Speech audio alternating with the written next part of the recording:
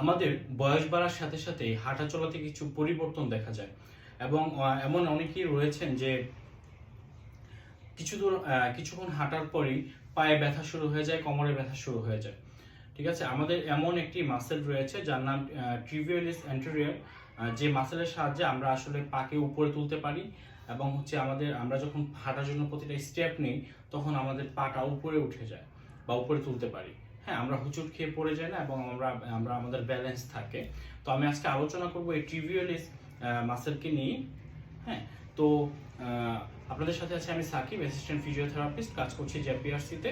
আমি আজকে এমন একটি এক্সারসাইজ দেখাবো যা এইসব সমস্যার সমাধানে ম্যাজিকের মতো কাজ করবে। টিবিয়ালিস অ্যান্টেরিয়র মাসেল যদি দুর্বল থাকে তাহলে আপনি যখন হাঁটার জন্য একটা স্টেপ নেবেন তখন আপনার পাটা উপরে উঠবে না। নিশ্চয়ই আপনি বুঝতে পারছেন যে টিবিয়ালিস অ্যান্টেরিয়র মাসেলটা কতটা ইম্পর্টেন্ট আপনার হাঁটার জন্য।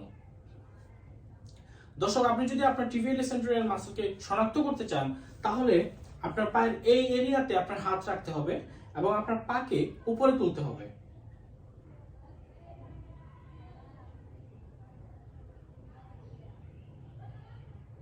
তাহলে আপনি অনুভব করতে পারবেন আপনার এই এরিয়াতে হাত রাখতে হবে এবং পাকে উপরে তুলতে হবে।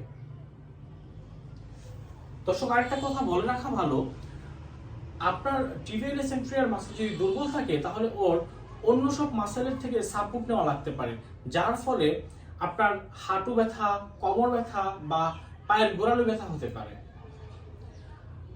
চলুন আমরা এক্সারসাইজটা দেখে নিই।